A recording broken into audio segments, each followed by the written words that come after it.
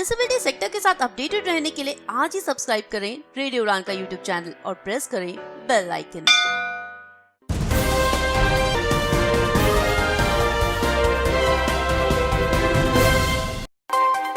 नमस्कार दोस्तों, रेडियो उड़ान पर आपका बहुत बहुत स्वागत है। आज है 4 सितंबर 2020 और मैं हूँ आपकी होस्ट एंड दोस्त निशा। शो कम्युनिटी कलर्स जिसे आप बहुत ज्यादा प्यार दे रहे हैं और हर हफ्ते कम्युनिटी कलर्स में हम आपके लिए लेकर आते हैं डिसेबिलिटी जगत से जुड़ी कुछ खास खबरें। आर ओपिनियन सेक्शन में एक इम्पोर्टेंट टॉपिक पर करते हैं बात मिस्टर दानिश महाजन और आज ये सेक्शन बहुत इम्पोर्टेंट होने वाला है।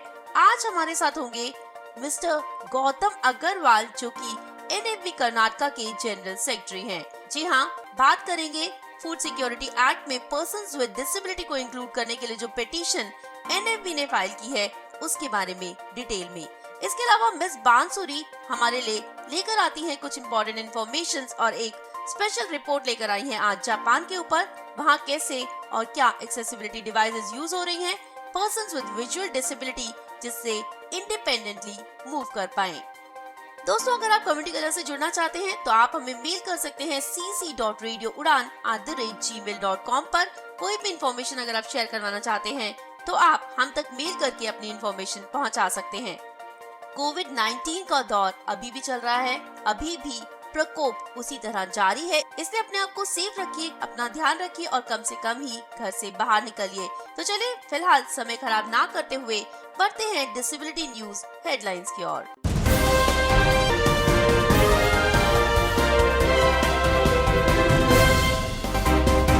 एयर इंडिया ने रिलीज की है एक सेट ऑफ इंस्ट्रक्शंस और गाइडलाइंस जिन्हें दे दिया गया है एयरलाइंस के ऑफिशियल्स को और बनाया जाएगा पर्सन्स विद डिसेबिलिटी के लिए एयरलाइंस के एक्सपीरियंस को बेहतर।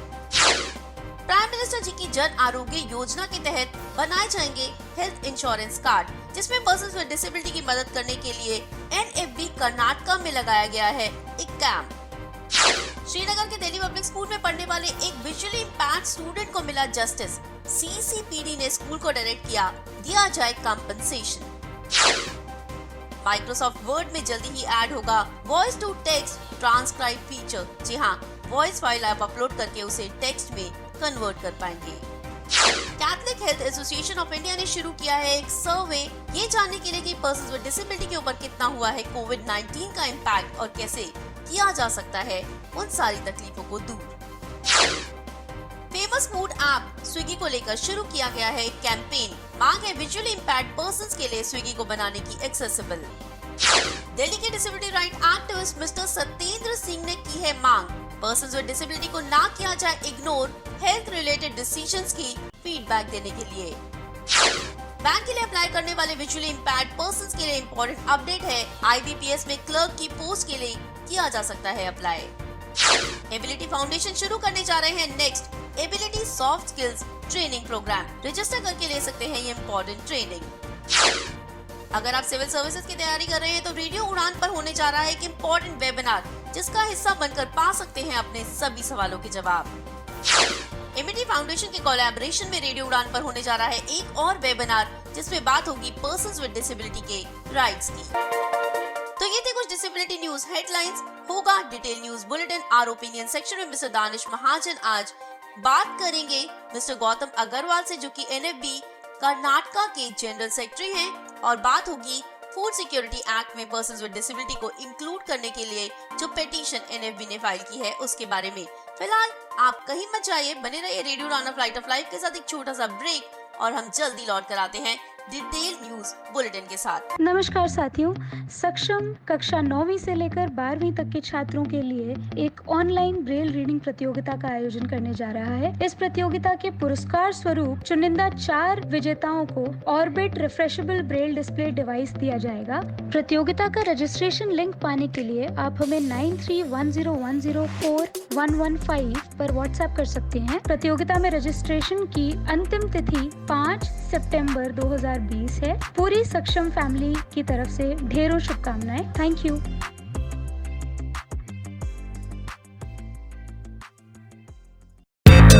My name is Ajit Wadekar, the former captain of the Indian team. Hi there, this is Vidya Naik, former women's cricketer and also a social worker. मैं Umesh Kulkarni, former India test cricketer, and आप सुन रहे हैं radio उड़ान। A flight of flight.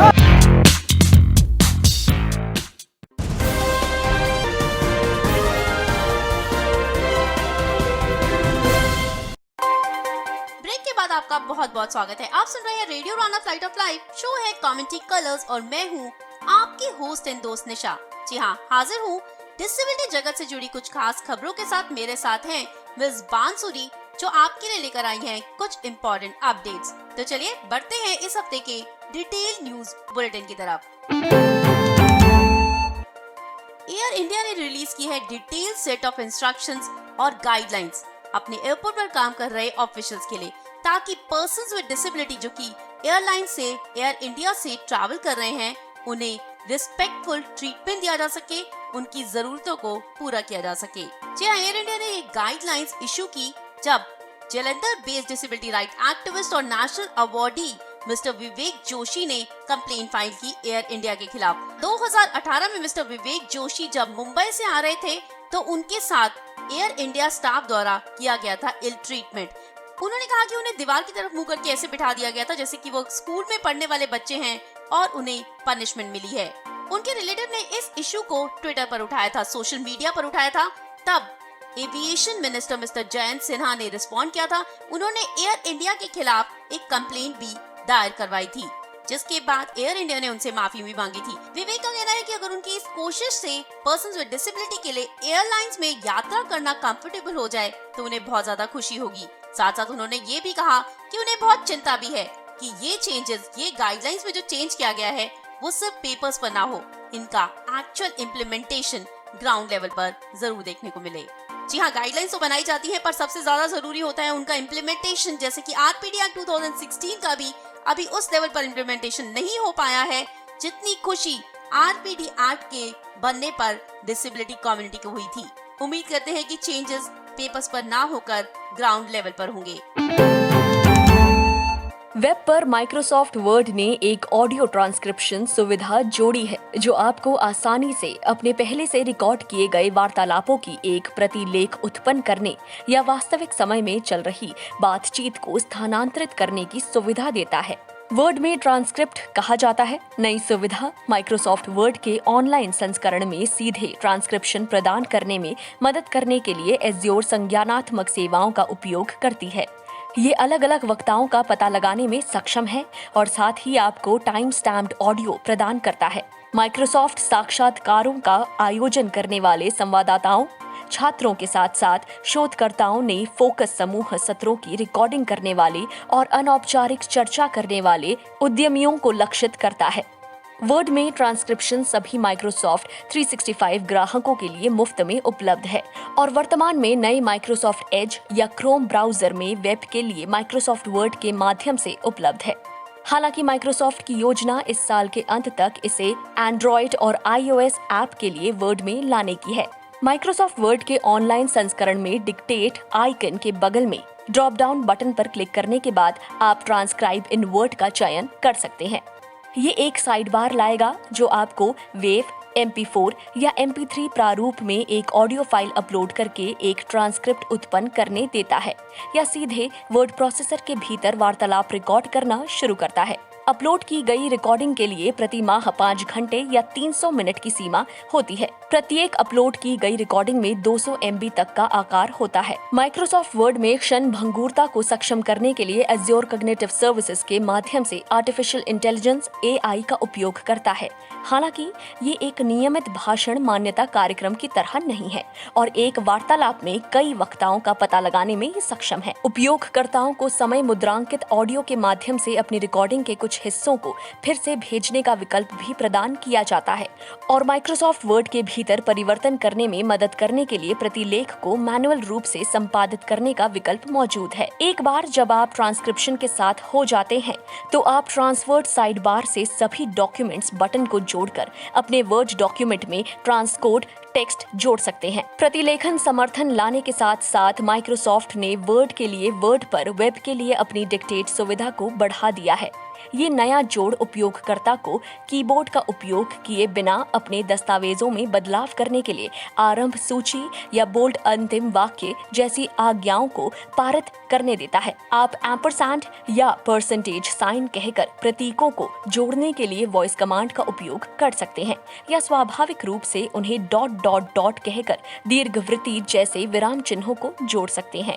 इसके अलावा voice command का उपयोग आपके संदेश में इमोजीज जोड़ने के लिए किया जा सकता है। वॉइस कमांड के साथ डिक्टेट शुरू में वेब और ऑफिस मोबाइल ऐप के लिए वर्ड का उपयोग करके एक्सेस किया जा सकता है। हालांकि माइक्रोसॉफ्ट सभी माइक्रोसॉफ्ट 365 ग्राहकों के लिए वर्ष के अंत में मैक ऐप्स के लिए वर्ड डेस्कटॉप और वर्ड के लिए वॉइस कमांड ला रहा है। दिल्ली के famous disability right activist doctor Satyendra Singh ने दिल्ली हाई कोर्ट में फाइल किया एक petition regarding the lack of public consultation process for the national data health missions health data management policies.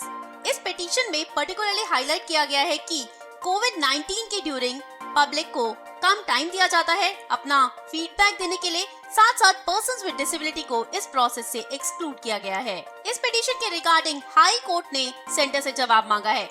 जी हाँ, प्राइम मिनिस्टर नरेंद्र मोदी जी ने अनाउंस किया नेशनल डिजिटल हेल्थ मिशन, जिसके under her citizen of India को provide किया जाएगा एक health ID, जिसमें उनकी हेल्थ से रिलेटेड सारी प्रॉब्लम्स, हेल्थ से रिलेटेड सारा डेटा स्टोर किया जाएगा।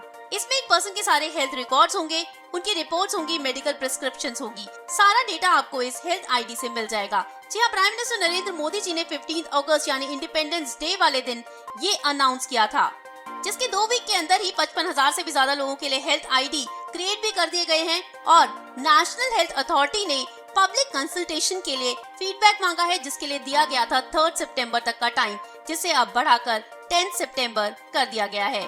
Disability right activist doctor Satyendra Singh ने हाई कोर्ट में एक पिटीशन फाइल की, चैलेंज किया हेल्थ पॉलिसी बनाने के इस प्रोसेस को। उन्होंने कहा कि ये हेल्थ आईडी कार्ड जो कि बहुत इंपॉर्टेंट है, बहुत ज्यादा रेलेवेंट होंगे हर इंडियन सिटीजन के लिए, उसके लिए इतने हेस्टिली डिसीजंस क्यों लिए जा रहे हैं। उनको 4 मेजर प्रॉब्लम्स इस प्रोसेस में दिखाई दी। नंबर 1, पब्लिक को फीडबैक देने के लिए बहुत ही कम टाइम दिया जा रहा है। कोविड-19 के दौरान हर इंडियन सिटीजन को इस डिसीजन को लेने के लिए कुछ चीजों को देखना होगा, कुछ चीजों को समझना होगा, पर उसका टाइम नहीं दिया जा रहा है। सेकंड जो मेजर प्रॉब्लम है वो है inaccessibility.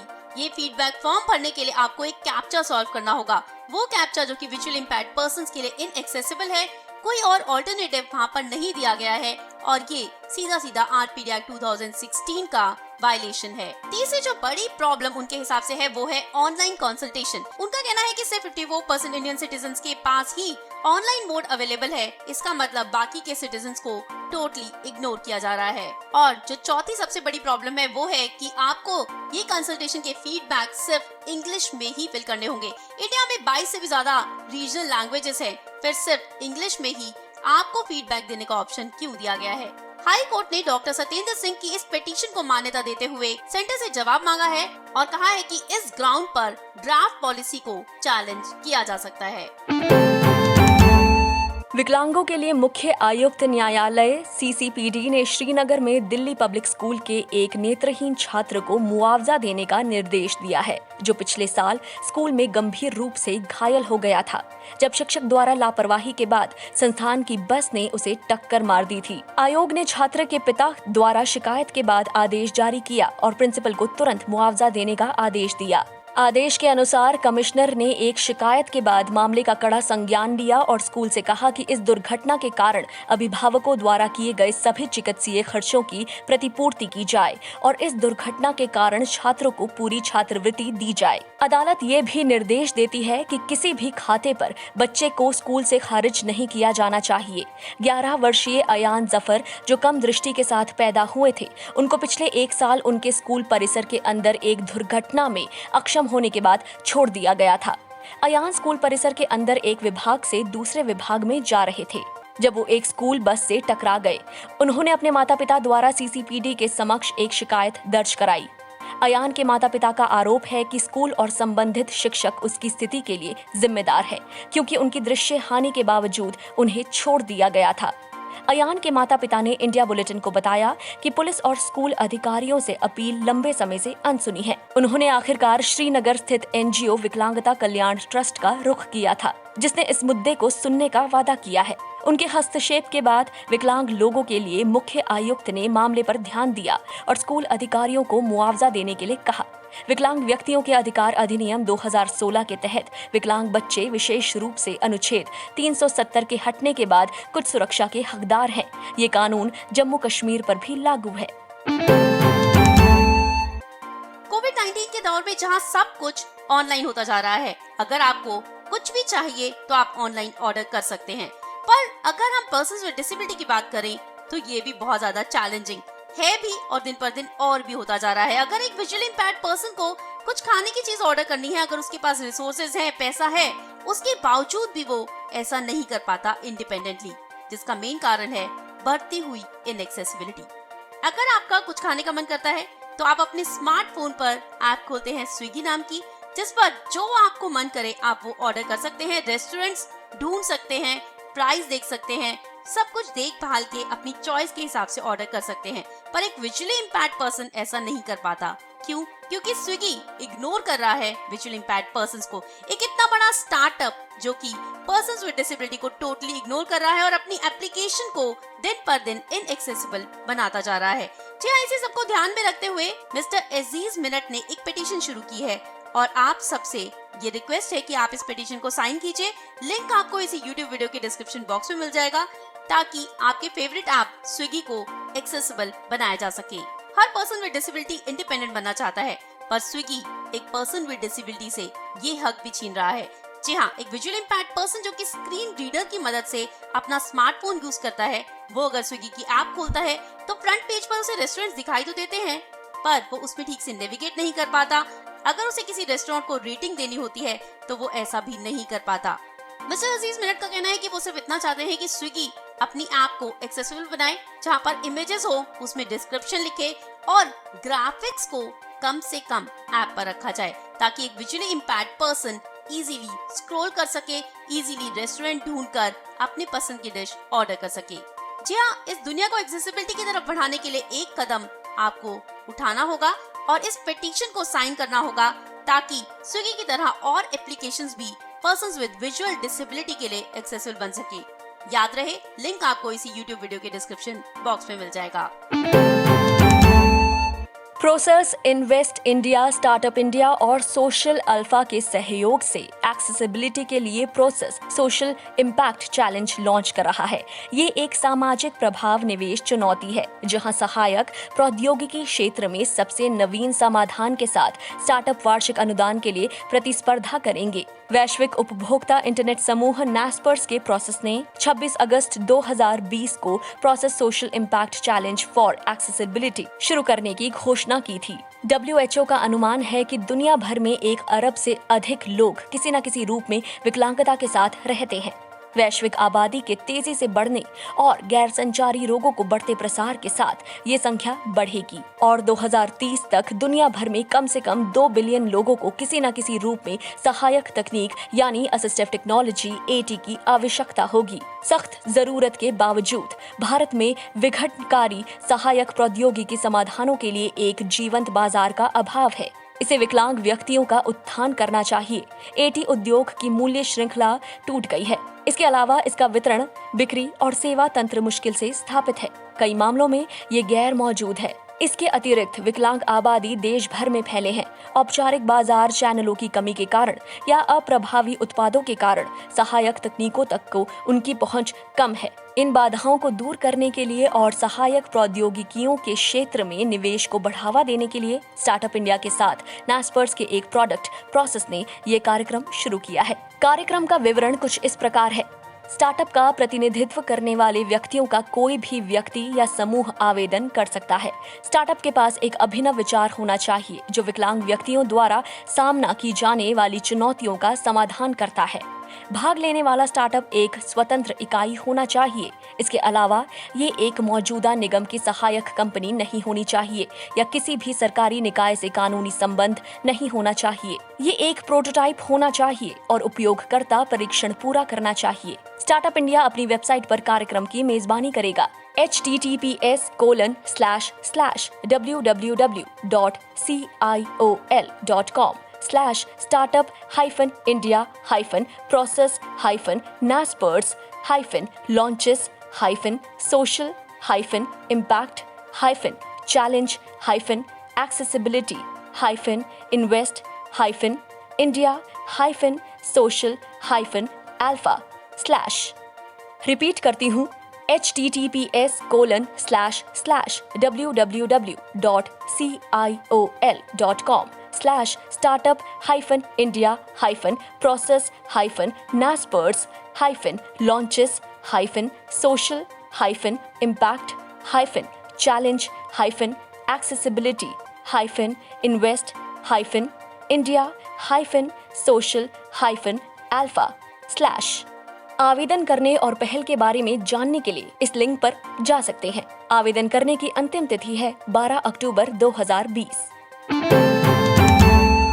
Government of India provide कर रही है 5 लाख तक का फैमिली हेल्थ कवर हर पुअर फैमिली को, जिसमें इंक्लूडेड है सभी टाइप के पर्संस विद डिसेबिलिटीज भी।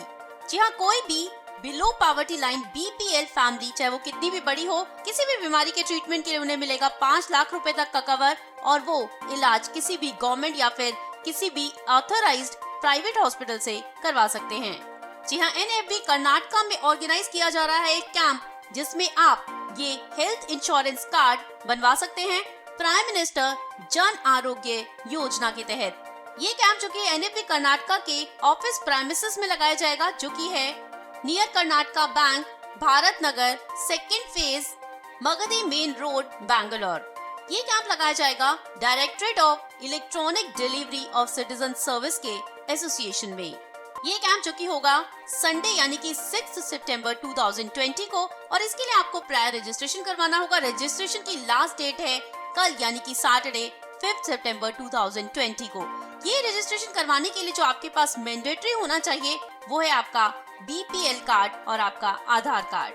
जी हाँ, तो आपको आज ही रजिस्ट्रेशन करवाना होगा, और रजिस्ट्रेशन के लिए या फिर ज्यादा जानकारी पाने के लिए आप कॉल कर सकते हैं NFB कर्नाटका हेल्प डेस्क 9916368800 पर। AICB all India confederation of the blind शुरू करने जा रहे हैं एक पर्सनालिटी डेवलपमेंट की ट्रेनिंग, जिसकी डिटेल्स लेकर आई हैं मिस गौरी। आइए सुनते हैं।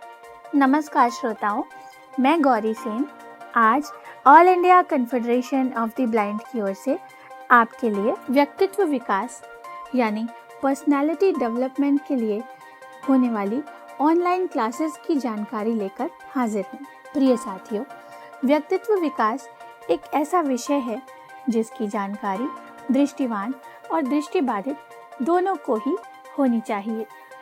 दृष्टिवान लोग तो एक दूसरे को कार्य करते हुए देख बहुत कुछ जान और समझ लेते हैं, परंतु दृष्टिबाधित व्यक्ति को सब कुछ पूरी तरह से समझने की ज़रूरत होती है।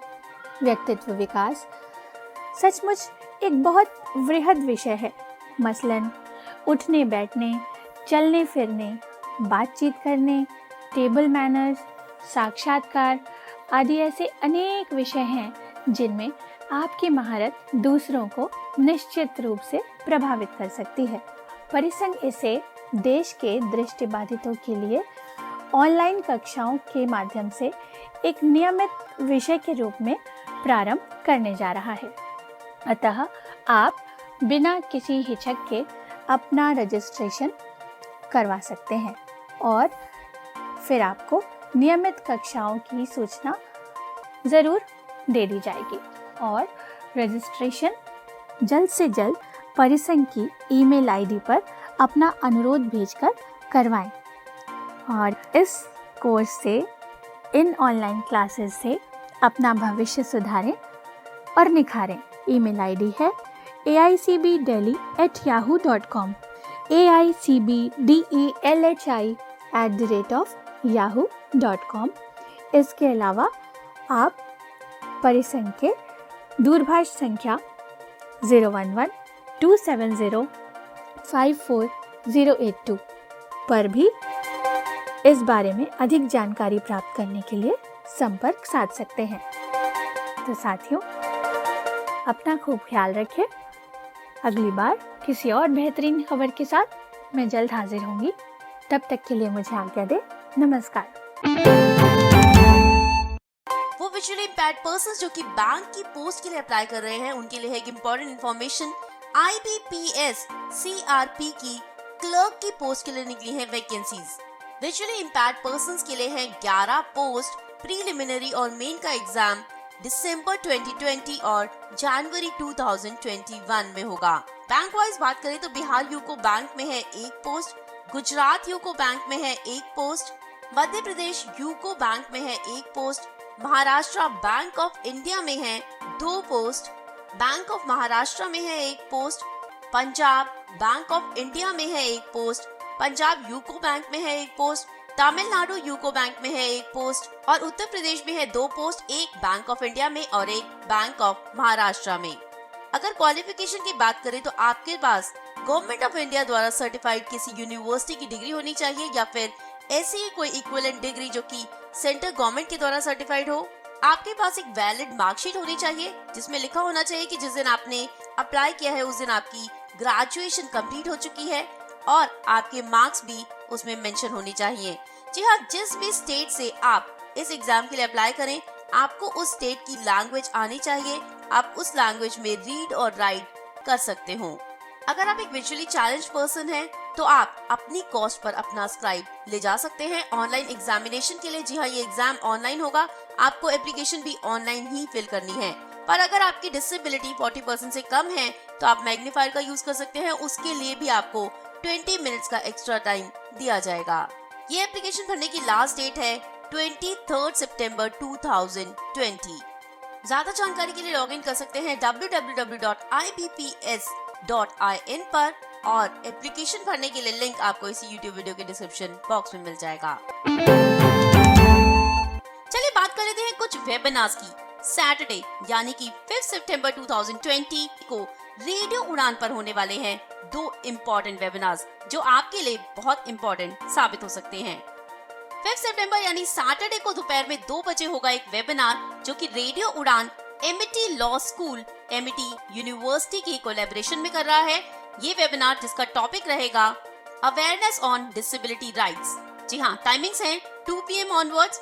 प्लेटफॉर्म रहेगा जूम प्लेटफॉर्म जिसका लिंक आपको इसी YouTube वीडियो में मिल जाएगा। ये वेबिनार जो सबके लिए ओपन है, आप लिंक पर क्लिक करके इस वेबिनार का हिस्सा बन सकते हैं। अगर किसी कारण से आप वेबिनार का हिस्सा ना बन पाए तो आप इस वेबिनार को YouTube पर भी सुन सकते हैं, रेडियो उड़ान पर भी सुन सकते हैं। रेडियो उड़ान पर सुनने के लिए या तो आपको रेडियो उड़ान की ऐप डाउनलोड करनी होगी प्ले स्टोर या फिर ऐप स्टोर से, या आप www.radioudan.com पर जाकर भी इस वेबिनार को एंजॉय कर पाएंगे। YouTube पर इस वेबिनार को सुनने के लिए रेडियो उड़ान का चैनल अगर आपने सब्सक्राइब नहीं किया है तो उसे सब्सक्राइब कर लीजिए RADIOUDAAN और वहां जाकर लाइव आप इस सेशन को सुन सकते हैं। इस लेक्चर के लिए एस्टीम गेस्ट होंगे डॉक्टर विपिन कुमार मल्होत्रा जो कि दिल्ली यूनिवर्सिटी के औरबिंदो कॉलेज में एसोसिएट प्रोफेसर हैं। Delhi university physically challenge teachers association के प्रेसिडेंट रह चुके हैं और national association for the blind NAB के जॉइंट सेक्रेटरी हैं। अगर इनकी क्वालिफिकेशंस की बात करें तो दिल्ली यूनिवर्सिटी से PhD किया है, MA, MPhil, LLB और LLM की डिग्रीज इनके पास हैं। रेडियो उड़ान पर ये होने वाला है एक और इम्पोर्टेंट वेबिनार। डेट है 5 सितंबर 2020 सैटरडे। टाइमिंग्स रहेंगे 7 PM ऑनवर्ड्स। जी हाँ, आजकल बहुत सारे स्टूडेंट्स सिविल सर्विसेज का एग्जाम क्रैक करना चाहते हैं पर उसके लिए बहुत सारी कंफ्यूजन्स उनके मन में, बहुत सारे सवाल उनके मन में हैं। उन्हीं सवालों के जवाब देने के लिए रेडियो उड़ान दीप स्तंभ फाउंडेशन मनोबल प्रोजेक्ट के तहत ये वेबिनार ऑर्गेनाइज कर रहा है। ये जो कि एक इंटरैक्टिव सेशन रहेगा। आपकी क्वेरीज को सॉल्व करने के लिए यहाँ पर 3 एक्सपर्ट्स रहेंगे। 3 visually challenged civil servants, mister Nilesh Kesari, mister K Lalit and mister स्पर्श गुप्ता। ये सेशन भी ओपन रहेगा। आप जूम प्लेटफॉर्म पर, लिंक आपको इसी YouTube वीडियो के डिस्क्रिप्शन बॉक्स में दिया जाएगा, वहां क्लिक करके इस वेबिनार का हिस्सा बन सकते हैं। अगर आप हिस्सा ना बन पाए और वेबिनार को सिर्फ सुनना चाहें तो आप ऐसा कर सकते हैं www.radioudan.com पर जाकर आप इस वेबिनार को सुन सकते हैं, या फिर आप रेडियो उड़ान की एप्स ऐप स्टोर या फिर प्ले स्टोर से डाउनलोड कर सकते हैं और आप रेडियो उड़ान का YouTube चैनल सब्सक्राइब कर इस सेशन को लाइव सुन सकते हैं। रेडियो उड़ान का YouTube चैनल है रेडियो उड़ान RADIOUDAAN। उसका लिंक भी आपको इसी YouTube वीडियो के डिस्क्रिप्शन बॉक्स में मिल जाएगा। याद रहे, डेट है सैटरडे 5 सितंबर और टाइमिंग्स रहेंगे 7 PM ऑनवर्ड्स। अगर हमारे एक्सपर्ट्स की बात करें तो मिस्टर स्पर्श गुप्ता, जिनका कहना है कि फिजिकल बैरियर नाम की कोई चीज नहीं होती, सिर्फ बैरियर आपके मन में होता है। अगर आपने अपने मन के उस बैरियर को तोड़ दिया तो आप किसी भी हाइट को अचीव कर सकते हैं। मिस्टर स्पर्श गुप्ता, जो कि 12th में ऑल इंडिया टॉपर रहे, अवार्ड दिया गया। उसके बाद उन्होंने BA LLB की और CSC में 562 रैंक हासिल की। जी हाँ, मिस्टर स्पर्श अपने एक्सपीरियंसेस आपके साथ शेयर करेंगे और आपकी क्वेरीज को सॉल्व करेंगे। दूसरे एक्सपर्ट रहेंगे मिस्टर ललित, जो कि 23 साल के हैं, आंध्र प्रदेश के रहने वाले हैं। दिल्ली के Shri Ram college of commerce से उन्होंने ग्रेजुएशन की। इन्होंने पोस्ट ग्रेजुएशन की दिल्ली स्कूल ऑफ इकोनॉमिक्स से और सिविल सर्विस एग्जामिनेशन CSE में सिक्योर की 626 रैंक। वहीं मिस्टर नीलेश केसरी, जो कि इनकम टैक्स में असिस्टेंट कमिश्नर की पोस्ट पर काम कर रहे हैं, 2 बार सिविल सर्विसेज का एग्जाम क्लियर किया। इनका कहना है कि हमारी बॉडी में अनलिमिटेड कैपेसिटीज हैं, हमारी लिमिटेशन सिर्फ हम क्रिएट करते हैं और कोई नहीं क्रिएट करता। लोग हमें डिसेबल कहते हैं, पर हर कोई किसी न किसी तरह कभी न कभी डिसेबल जरूर होता है। अगर वो लोग कभी अपने आप को डिसेबल नहीं कहते तो आप क्यों कहते हैं? जी हाँ, ये सेशन बहुत इंटरैक्टिव और बहुत ही इंटरेस्टिंग होने वाला है, जरूर ज्वाइन कीजिए। याद रहे, 5 सितंबर 7 PM ऑनवर्ड्स जूम प्लेटफॉर्म पर आप इस सेशन का हिस्सा बन सकते हैं। लिंक आपको इसी यूट्यूब वीडियो के डिस्क्रिप्शन बॉक्स में मिल जाएगा। एबिलिटी फाउंडेशन ऑर्गेनाइज करने जा रहा है Link Ability Foundation soft skills training programme. जी हाँ, ये प्रोग्राम जो कि 1 महीने का होगा, 25 सितंबर 2020 से 26 अक्टूबर 2020 तक। टाइमिंग्स रहेंगे 10:30 AM to 11:30 AM। एनरोल करने की लास्ट डेट है सैटरडे 19 सितंबर 2020 और admissions first come first serve basis पर होंगे। इस ट्रेनिंग प्रोग्राम का हिस्सा बनने के लिए आपको एक डिसेबिलिटी ग्रेजुएट होना चाहिए, 12 तक आपने मैथ्स पढ़ी होनी चाहिए और आपके पास एक लैपटॉप या फिर डेस्कटॉप होना चाहिए। जी हाँ, अगर आप एम्प्लॉयमेंट चाहते हैं तो आपके लिए ट्रेनिंग प्रोग्राम बहुत ज्यादा बेनिफिशियल हो सकता है। ट्रेनिंग प्रोग्राम की डिटेल्स जानने के लिए और रजिस्ट्रेशन के लिए आप विजिट कर सकते हैं www.abilityfoundation.in, www.abilityfoundation.in। Catholic health association of India CHAI ने शुरू किया है एक सर्वे मॉनिटर करने के लिए कि कोविड-19 के दौरान पर्सन्स विद डिसेबिलिटी के ऊपर, चिल्ड्रन विद डिसेबिलिटी के ऊपर क्या इम्पैक्ट आया है। स्कूल्स बंद हैं, कॉलेजेस बंद हैं, चिल्ड्रन विद डिसेबिलिटी को इस सब से कितना इफेक्ट आ रहा है, पर्सन्स विद डिसेबिलिटी को किस तरह की प्रॉब्लम्स इस ड्यूरिंग में फेस करनी पड़ी हैं। जी हाँ, ये सर्वे फिल करने में सिर्फ 10 मिनट का टाइम लगेगा। लिंक आपको इसी यूट्यूब वीडियो के डिस्क्रिप्शन बॉक्स में मिल जाएगा, वहां जाकर इस सर्वे को जरूर फिल कीजिए और Catholic health association of India को हेल्प कीजिए फाइंड आउट करने में कि किस तरह की प्रॉब्लम्स पर्सन्स विद डिसेबिलिटी को फेस करनी पड़ी और किस तरह से उनके सॉल्यूशंस ढूंढे जा सकते हैं। जी हाँ, ये सर्वे फिल करने की लास्ट डेट है 10 सितंबर 2020 और लिंक आपको डिस्क्रिप्शन बॉक्स में मिल जाएगा। ऑनलाइन ट्रेनर्स फॉर ब्लाइंड शुरू करने जा रहे हैं अपना 8th एकेडमिक बैच। ये बैच जो कि शुरू होगा 15 सितंबर 2020 को और एंड होगा 15 दिसंबर 2020 को। इस बैच में होंगे 5 कोर्सेज। पहला कोर्स है इंग्लिश लैंग्वेज और दूसरा है स्पेनिश लैंग्वेज। दोनों के लिए ही 500 रुपीज की फीस देनी होगी। 3 महीने के कोर्सेज हैं। तीसरा कोर्स है पंजाबी लैंग्वेज, चौथा है बेसिक वेब डेवलपमेंट, पांचवा है यूजिंग माइक्रोसॉफ्ट वर्ड। इन तीनों कोर्सेज के लिए आपको फीस देनी होगी 300 रुपीज और ड्यूरेशन है 1 मंथ। ज्यादा जानकारी के लिए आप कॉल कर सकते हैं मिस्टर रोहित प्रीत सिंह को, जिनका नंबर है 7888411348। अप्लाई करने के लिए लिंक आपको इसी यूट्यूब वीडियो की डिस्क्रिप्शन बॉक्स में मिल जाएगा। तो ये थी इस हफ्ते की डिसेबिलिटी से जुड़ी कुछ खास खबरें। फिलहाल समय है एक छोटे से इंफॉर्मेटिव ब्रेक का। ब्रेक के उस पार मिस बांसुरी आज हमें बताएंगी जापान के बारे में, जापान में यूज किए गए एक्सेसिबिलिटी टूल्स के बारे में, कैसे विजुअली इम्पेयर्ड पर्सन्स के लिए इंडिपेंडेंट मूव करने को इजियर और कंफर्टेबल बनाया जा रहा है। बने रहिए radio on flight of life के साथ। I will be right back. Stay tuned, keep listening. Dr. Shroff's Charity Eye Hospital Eye Bank has developed into a modern and state-of-the-art facility and distributes corneas to the ophthalmologist for performing corneal transplant surgeries. Today, SCH Eye Bank is among the leading eye banks in the country, making a significant contribution towards eradication of corneal blindness in the country with more than 2,000 eye donations a year. With the noble mission and focused vision of the eye bank, innovation and research are the pillars. The COVID-19 pandemic brought with it unconventional circumstances that none of us were prepared for. The world came to a grinding halt, and providing necessary medical care to many became a challenge. Despite a nationwide lockdown, we continued providing emergency services for those in need. Some patients who presented to us were in dire need for a therapeutic or penetrating keratoplasty. The need to resume eye bank functions had arisen. Resuming eye bank services was the need of the hour. There were challenges, and the safety of the staff as well as the recipient was of paramount importance. Our eye bank Corona warriors took up the challenge in the greater interest of the mankind.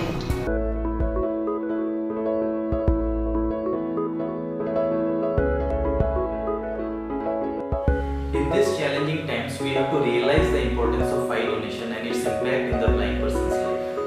I would like to inform you that from the 25th of August to the 8th of September, we celebrate the eye donation fortnight like every year. And even during these COVID times, we wish to request you to join us in obtaining corneas and help us to restore eyesight of those who are blind. Today, we pledge to donate our eyes. On this fortnight, we pledge to donate our eyes.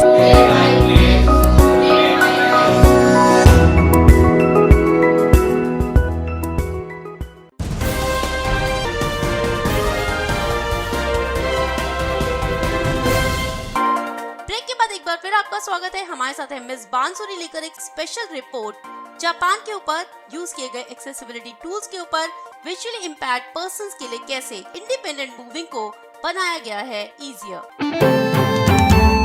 Tactile फर्श दृष्टिबाधितों को Japan के भीड़भाड़ वाले फुटपाथों और train स्टेशनों पर navigate करने में सहयोग करता है।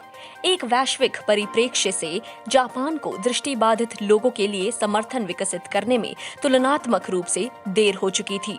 दुनिया में इस तरह के पहले केंद्र के संयुक्त राज्य अमेरिका में अपने दरवाजे खोलने के 40 से अधिक वर्षों के बाद देश ने 1965 में अपनी उद्घाटन समर्पित प्रशिक्षण सुविधा की स्थापना की।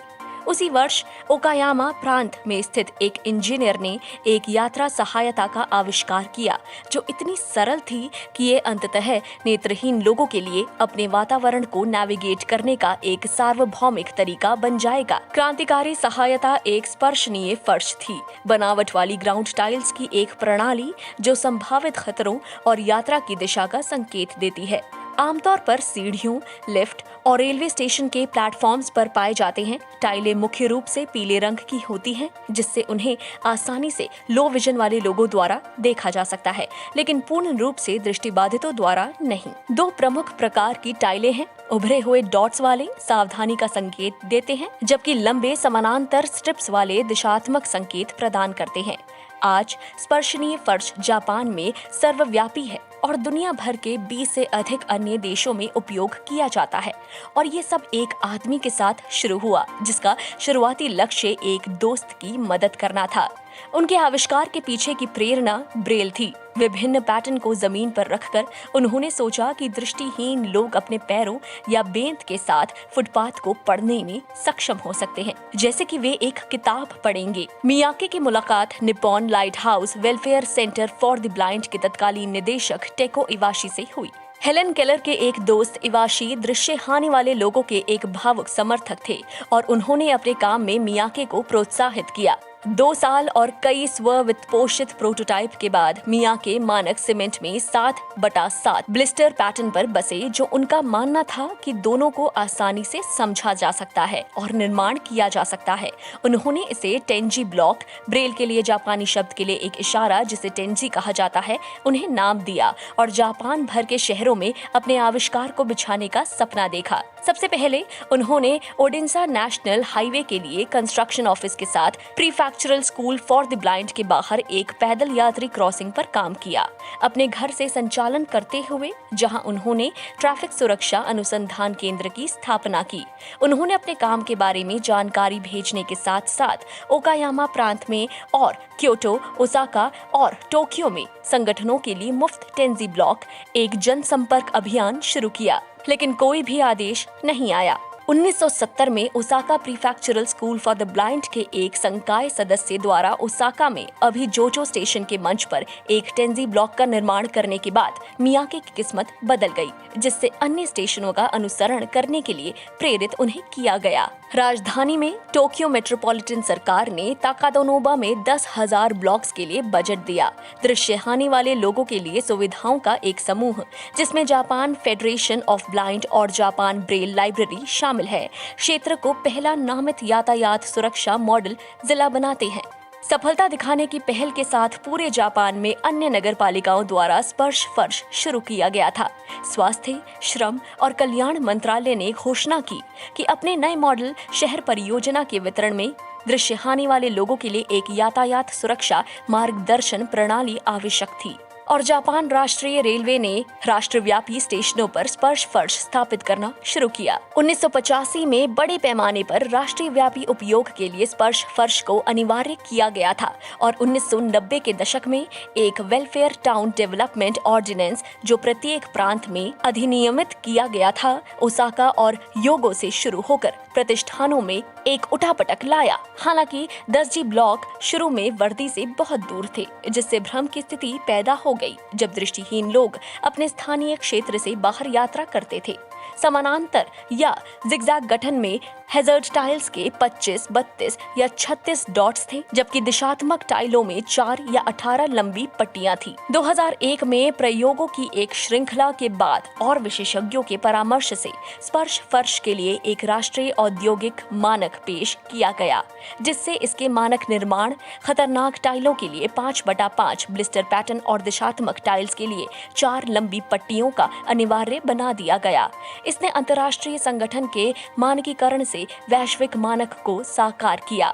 यूनाइटेड किंगडम, ऑस्ट्रेलिया और संयुक्त राज्य अमेरिका प्रौद्योगिकी की शुरुआत दत्तक ग्रहणकर्ताओं में से कुछ बन गए, जिसमें 1990 के दशक में परिवहन प्रणालियों और शहरी वातावरण में स्पर्श फर्श शामिल थे। तब से लगभग हर महाद्वीप में स्पर्श फर्श शुरू किया गया है और इसे अपनाने वाले देशों की संख्या में वृद्धि जारी है। आज ये लगभग सभी फुटपाथों और पैदल यात्री क्रॉसिंग पर पाया जा सकता है, जो अक्सर जापान में दृष्टिहीन लोगों द्वारा उपयोग किया जाता है। जापानी कानून में 2000 से अधिक वर्ग मीटर के सभी भवनों को संभावित खतरों जैसे कि सीढ़ियों, एक्सेलरेटर, रैंप और प्लेटफॉर्म्स के पास खड़ी सतहों की आवश्यकता होती है। रेलवे स्टेशन के बाहरी क्षेत्र के साथ साथ टेंजी ब्लॉक भी होने चाहिए। साथ ही स्टेशन से स्ट्रेच किए जाने वाले टाइल्स भी मानवयुक्त बूथों या प्लेटफॉर्म्स पर प्रवेश करते हैं। इस कानून ने दृष्टिहीन लोगों को स्वतंत्र रूप से स्थानांतरित करने में बहुत मदद की है। उम्मीद करती हूँ ये इन्फॉर्मेशन आपको बहुत पसंद आई होगी। एक नई जानकारी आपको जरूर मिली होगी। अभी समय है एक छोटे से ब्रेक का। ब्रेक के उस पार आर ओपिनियन सेक्शन में आज एक बहुत ही इम्पोर्टेंट टॉपिक पर बात करेंगे मिस्टर दानिश महाजन और NMB कर्नाटका के general secretary mister Gautam Agarwal. बने रहिए radio Udaan flight of life के साथ। I will be right back after this short little break. Stay tuned, listening. My name is Fred Schroeder and I'm the president of the World Blind Union, and you are listening to Radio Odon, a flight of life. For more info, log on to www.radioudan.com. Subscribe our YouTube channel and download our official app from Google Play Store. Stay connected for information, entertainment and lot more on Radio Udan, a flight of life.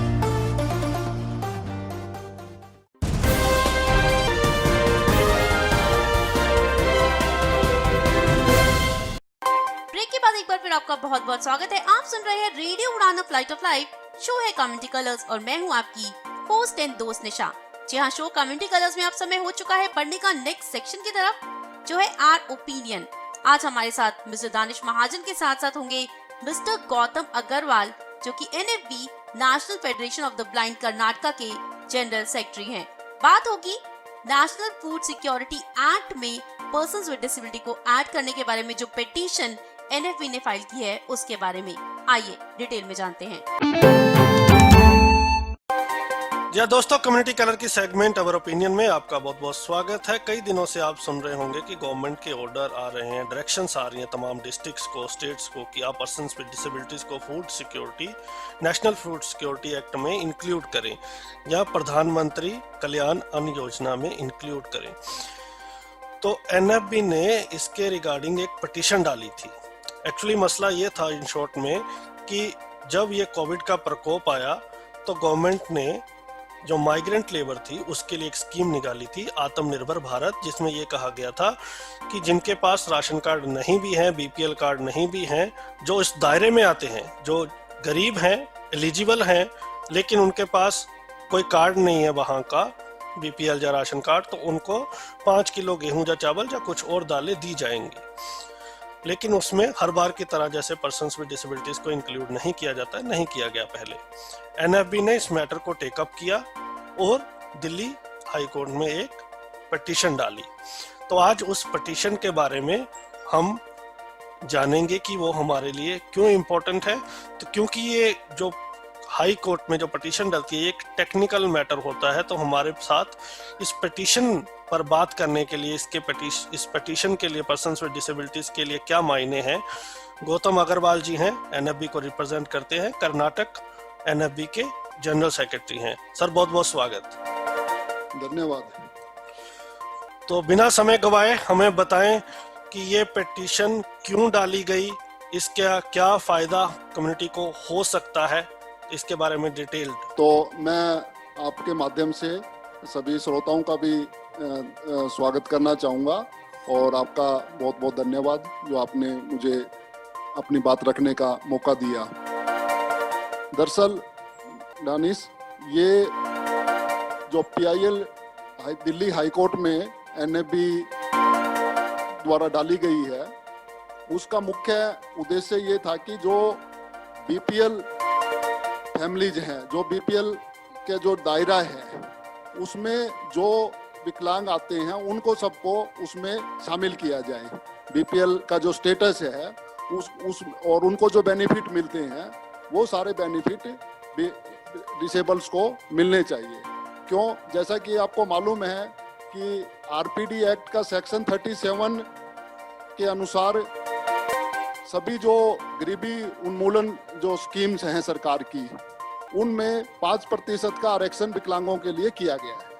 और सरकार का ये कहना है कि जो BPL families को जो ये नेशनल फूड सिक्योरिटी स्कीम का जो बेनिफिट दिया जा रहा है, जो सब्सिडाइज रेट पे जो अनाज उनको दिया जा रहा है, या भी जो पेंडेमिक के समय में जो प्रधानमंत्री गरीब कल्याण योजना के अंतर्गत उनको जो फ्री ग्रेन दिया जा रहा है, उसमें करीब 80 करोड़ उसके लाभार्थी हैं। 80 करोड़ लोगों को ये इस योजना में अनाज डिस्ट्रीब्यूट किया जा रहा है।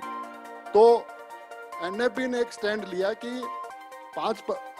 इसमें 5% का जो आरक्षण डिसेबल को मिलना चाहिए, उसके अनुसार उनका नंबर 4 करोड़ होता है। 80 करोड़ का अगर 5% मान लें तो लगभग 4 करोड़ होता है। जबकि जो सरकारी जो आंकड़े हैं सेंसस 2011 के अनुसार टोटल नंबर ऑफ डिसेबल्ड भी जो 2 करोड़ 68 लाख के आसपास बताए जाते हैं, यानी कि 4 करोड़ टोटल पॉपुलेशन डिसेबल की जो है वो 4 करोड़ नहीं है। तो उसका मतलब ये हो गया कि जितने भी डिसेबल्ड हैं देश में वो सारे के सारे उसमें इंक्लूड होने चाहिए। तो लेकिन अगर वो सभी उनको सबको नहीं भी करते हैं तो जो लोग वास्तव में जो डिसेबल्ड जो BPL को का जो क्राइटेरिया है, बिलो पॉवर्टी लाइन का जो क्राइटेरिया है, उसको जो मैच करते हैं उसमें जो रियल में जो बिलो पॉवर्टी लाइन है उनको उसमें इंक्लूड होना चाहिए। लेकिन प्रॉब्लम क्या आती है कि बाय डिफॉल्ट तो वो उसमें इंक्लूड हैं, लेकिन कई उसके जो बीपीएल कार्ड बनाने के जो क्राइटेरिया हैं, अलग अलग राज्यों में अलग अलग क्राइटेरिया है उसके लिए, वो क्राइटेरिया में कई जगह वो लोग फिट नहीं बैठ रहे हैं। जैसे जो बीपीएल कार्ड जो है वो फैमिली को इशू किया जाता है, लेकिन अब कई जो डिसेबल्ड है वो सिंगल हैं, अनमैरिड हैं, तो वो लोग तो उनको बीपीएल कार्ड नहीं मिल पाता है। या जो लोग फैमिली में हैं लेकिन उस फैमिली में कोई भी गवर्नमेंट एम्प्लॉई है या वो बीपीएल का जो क्राइटेरिया उसको फुलफिल नहीं करता है फैमिली, तो उसका बेनिफिट उसको डिसेबल को भी नहीं मिल पाता है, जबकि वो डिसेबल अलग रह रहा है, फैमिली से उसको कोई मदद नहीं मिलती है। तो इस तरह से मतलब कई ऐसे इशू हैं जो जिसके चलते उनका बीपीएल कार्ड नहीं बन पाता है। तो इस पीआईएल के माध्यम से एनएफबी के द्वारा ये मांग की गई थी कि जो डिसेबल्ड हैं, जो बिलो पॉवर्टी लाइन है, जो बिलो पॉवर्टी लाइन के जो क्राइटेरिया हैं उनको फुलफिल करते हैं। क्राइटेरिया से मतलब जो उनकी जो इनकम लिमिट है, उनका जो लिविंग स्टैंडर्ड है, उसके अनुसार जो बीपीएल में आते हैं उनको या तो उनका बीपीएल कार्ड स्पेशल रिलैक्सेशन देके उनका बीपीएल कार्ड बनाया जाए, नहीं तो जो उनका जो डिसेबिलिटी सर्टिफिकेट है उसको ही उनका बीपीएल कार्ड मान लिया जाए और उनको सबको बीपीएल के जो भी बेनिफिट्स हैं, वो चाहे वो फूड सिक्योरिटी स्कीम हो, चाहे वो मनरेगा हो, चाहे और दूसरी बहुत सारी स्कीमें जो सेंट्रल गवर्नमेंट के लेवल पे और स्टेट के लेवल पे अलग अलग स्कीमें चल रही हैं, या अभी जैसे ये आयुष्मान भारत योजना है, तो वे सारे बेनिफिट उनको मिल सके। तो ये बेसिक इस उद्देश्य को लेकर ये पीआईएल डाली गई थी, जिसमें सैद्धांतिक रूप से सरकार ने भी ये स्वीकार कर लिया है कि हाँ, डिसेबल को इसमें शामिल किया जाना चाहिए और हम करेंगे भी। जो सरकार की जो प्रेस नोट वगैरह आई है, मिनिस्टर का जो स्टेटमेंट आया है, उसके अनुसार उन्होंने सैद्धांतिक रूप से इस चीज़ को स्वीकार कर लिया और सभी राज्य सरकारों को भी ये इंस्ट्रक्शन दी गई है कि वो अपना जो है मॉडलिटी इसके बारे में वो तैयार करके और एक एफिडेविट कोर्ट में फाइल करें। तो अभी जो 24 अगस्त को इसकी जो लास्ट हियरिंग थी, उसमें क्योंकि कुछ राज्यों के वो स्टेटमेंट, उनका जो रिप्लाई आना चाहिए था वो नहीं आया था, इसलिए कोर्ट ने इसको अगली 7 तारीख अभी 7 सितंबर तक के लिए इसको पोस्टपोन कर दिया। 7 सितंबर को इसकी फाइनल हियरिंग होनी है, जिसमें फाइनल वर्डिक्ट आएगा। उस बीच में क्योंकि एक स्कीम जैसा कि आपने बताया है, ये आत्मनिर्भर भारत जो स्कीम है, उसमें उन लोगों को भी ये जो प्रधानमंत्री कल्याण योजना का जो बेनिफिट है फ्री राशन का, वो उनको भी दिया जाता है जो कि जिनके पास राशन कार्ड वगैरह नहीं, डॉक्यूमेंट वगैरह नहीं है, लेकिन वो उसके ज़रूरतमंद हैं और एलिजिबल हैं उसके लिए। तो ये स्पेशल स्कीम मई से शुरू हुई थी और अभी 31 अगस्त तक ये लास्ट थी। तो सरकार ने अपनी तरफ से ये पहल करते हुए ये लेटर सभी स्टेट गवर्नमेंट को इशू किया कि आप जब तक इस मामले में अंतिम निर्णय नहीं होता है, तब तक कम से कम उन सब लोगों को जो डिसेबल लोग जिनके पास राशन कार्ड नहीं है, डॉक्यूमेंट नहीं है, उनको भी इस आत्मनिर्भर भारत स्कीम का बेनिफिट मिलना चाहिए। और इस महीने का जो अगस्त का जो महीना जो लास्ट वीक बाकी था, उसमें तो उस महीने का तो उनको मिलना ही चाहिए, और जो पीछे के जो महीनों का जो बैकलॉग है उसको भी जहाँ तक हो सके कंपनसेट किया जाए। तो ये कुल मामला इस प्रकार था। गौतम जी, 2 सवाल मेरे हैं इसको लेके। जैसे आपने खुद बताया कि 31 अगस्त लास्ट डेट थी आत्मनिर्भर भारत की। अब सवाल ये है कि ये जो पटिशन है, आपने बोला कि आरपीडी के एक्ट 37 को लेकर डाली गई है कि जितनी भी स्कीम्स हैं, तो तो जो कल्याणकारी स्कीम्स हैं, तो उसमें 5% का आरक्षण डिसेबल्ड को दिया जाए। अब सवाल लोग ये समझना चाहते हैं कि जो 7 सितंबर को फाइनल हियरिंग है, तो ये जो पिटीशन थी ये पर्टिकुलरली सिर्फ आत्मनिर्भर भारत की स्कीम को लेके थी, या सारी जो अभी आपने कहा कि मनरेगा हो या और स्कीम हो, उन सबको लेके है? नहीं, ये जो पिटीशन है ये particularly BPL card, BPL status को लेके है। उनको पहले बीपीएल का स्टेटस मिलना चाहिए, बीपीएल में वो इंक्लूड होने चाहिए। तो क्योंकि अभी उनके पास जिनके पास कार्ड है बीपीएल का, वो तो ऑलरेडी इंक्लूड है उसमें, लेकिन जिनके पास बीपीएल कार्ड नहीं है वो बीपीएल होते हुए भी उसमें इंक्लूड नहीं है। तो ये बेसिकली स्कीम, ये पिटीशन जो है उसके लिए थी कि उनको सबको बीपीएल में इंक्लूड होना चाहिए, जो बीपीएल का जो भी बेनिफिट है वो उनको मिलना चाहिए। तो ये पर्टिकुलरली बीपीएल कार्ड को लेके है, ये आप कह सकते हैं। तो आपका कहना यह है कि अगर बीपीएल कार्ड बन जाएगा सबका, तो ऑटोमेटिकली इसका आरक्षण तो है ही है। तो एक आपके एक्सपीरियंस से छोटा सा कमेंट चाहता हूँ, हमारे पास समय की भी कमी है। ये जो 5% आरक्षण है, क्या ये इम्प्लीमेंट हो रहा है ऑलरेडी? चाहे वो मनरेगा हो या और भी गरीब कल्याणकारी योजनाएं हो, तो उसमें डिसेबल्ड की भागीदारी जो 5% की है, तो विदाउट डिस्क्रिमिनेशन क्या उनको इसका बेनिफिट मिल रहा है?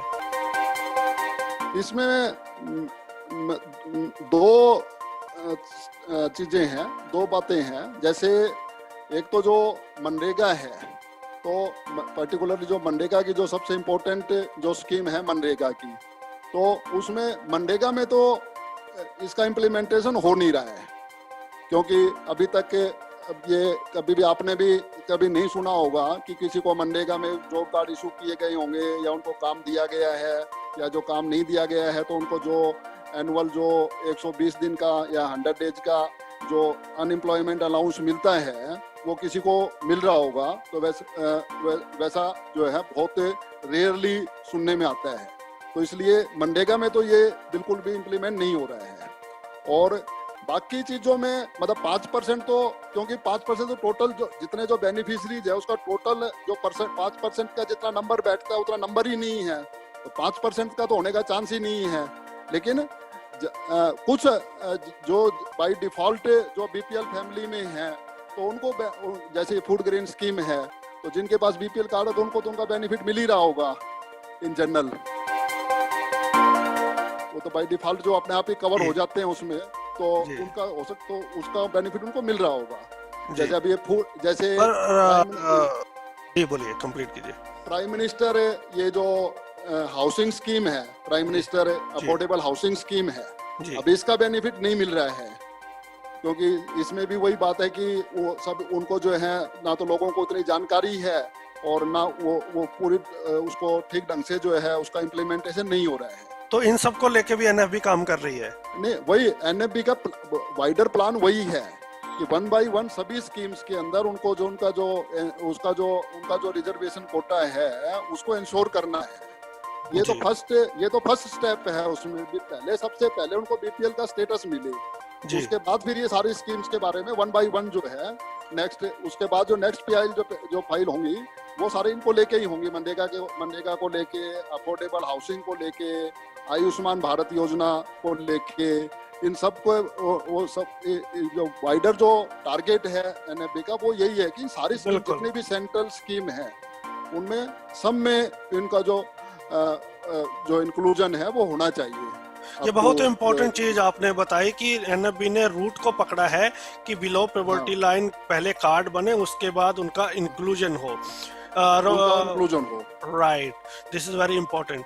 गौतम जी, आपने 2-3 बार जिक्र किया 2010 के आंकड़े का, 2.68 हमारी जो आबादी है, लेकिन उसके बाद 2 चीजें बड़ी हुई हैं। एक तो 10 साल हो गए हैं, तो उसमें हमारी पॉपुलेशन बड़ी होगी, नंबर ऑफ डिसेबल्ड बड़े होंगे। यस, लेकिन अभी भी जो सरकार एक मिनट में कंप्लीट कर लेता हूँ फिर आप। तो गौतम सर, 2 चीजें हैं जो आप बार बार कह रहे हैं कि 2010 में हमारा आंकड़ा 2.68 करोड़ था, तो उसमें 2 चीजें हैं कहने के लिए। एक तो अब 10 साल हो गए हैं तो पर्सन्स विद डिसेबिलिटीज का नंबर बड़ा होगा, और दूसरी चीज आरपीडी एक्ट से पहले हमारी 7 डिसेबिलिटीज की कैटेगरी थी और अब वो 21 हो गई हैं, तो हो सकता है जो डिसेबल्ड बेनिफिशरीज हैं उनका नंबर ह्यूजली बड़ा हो। और ये तो हम जब से काम कर रहे हैं, आप भी और हम भी, ये हम सभी एक एग्रीमेंट में है कि ये जो आंकड़ा है 2.68 करोड़, ये हम इसको सही नहीं मानते। हालांकि ये गवर्नमेंट का आंकड़ा है, हमें लगता है कि एक्चुअल नंबर बहुत ज्यादा है। एकदम सही बात है आपका। ये मतलब जो एक्चुअल आंकड़ा जो है काफी ये डिसेबिलिटीज को, पहले तो जो सेंसस जो 2011 का है उसका जो फिगर है वो कितना ऑथेंटिक है, कितना एक्यूरेट है, उस पे भी कई क्वेश्चन है। और फिर ये जो एडिशनल जो डिसेबिलिटी ऐड हुई हैं और 10 साल में जो पॉपुलेशन और बढ़ी होगी, तो उसको मिला के ये आंकड़ा काफ़ी ज़्यादा होना चाहिए। बिल्कुल। लेकिन मेन प्रॉब्लम जब जैसे जो गवर्नमेंट की तरफ से जो डाटा जो अभी जो कोर्ट में जो पेटिशन के प्रोसेस में जो डाटा जो फाइल किया गया है, वो डाटा भी ये शो करता है कि जितने डिसेबल्ड जो सेंसस है, जो 2011 के सेंसस को भी अगर हम बेस मान लें, तो उसके बेस पे एक तो जो डिसेबिलिटी सर्टिफिकेट जो इशू होने चाहिए सबको, तो वो डिसेबिलिटी सर्टिफिकेट भी बहुत कम लोगों को इशू हुए हैं। मतलब 50-60% लोगों को ही डिसेबिलिटी सर्टिफिकेट इशू हुए हैं। और जो जिनको डिसेबिलिटी सर्टिफिकेट इशू हुए हैं उनका भी जो कवरेज है बीपीएल में वो उससे भी कम है, तो उतना भी कवरेज उसमें अभी तक नहीं हुआ है। बिल्कुल। तो हाँ, तो उसमें से जो 1-2% को जो इन्फ्लुएंट क्लास जो है, जो जॉब में है, जो गवर्नमेंट जॉब में है, उनको छोड़ भी दें, तो बाकी सबका तो इंक्लूजन उसमें होना चाहिए ना बीपीएल में। बिल्कुल बिल्कुल। Thank you so much Agarwal साहब बात करने के लिए। It's always pleasure to talk to you. धन्यवाद, बहुत बहुत आपका धन्यवाद इस बात में शामिल करने के लिए, अपनी बात रखने का मौका देने के लिए। बहुत बहुत धन्यवाद दानिश।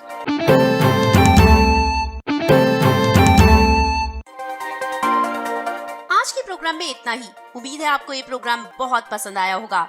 अगर आप अपनी कोई इन्फॉर्मेशन इस शो में शेयर करवाना चाहते हैं, कोई जॉब अलर्ट, कोई न्यूज अलर्ट, या फिर आपका कोई प्रोग्राम होने वाला है जिसकी इन्फॉर्मेशन आप चाहते हैं रेडियो उड़ान के लिसनर्स के साथ साझा करना, तो आप हमें कांटेक्ट कर सकते हैं। हमें कांटेक्ट करने का तरीका बहुत ही सिंपल है। आप मेल कर सकते हैं cc.radioudan@gmail.com पर या फिर radioudan@gmail.com पर। आप इसी YouTube वीडियो के कमेंट बॉक्स में जाकर कमेंट भी कर सकते हैं और बता सकते हैं अपनी इन्फॉर्मेशन के बारे में।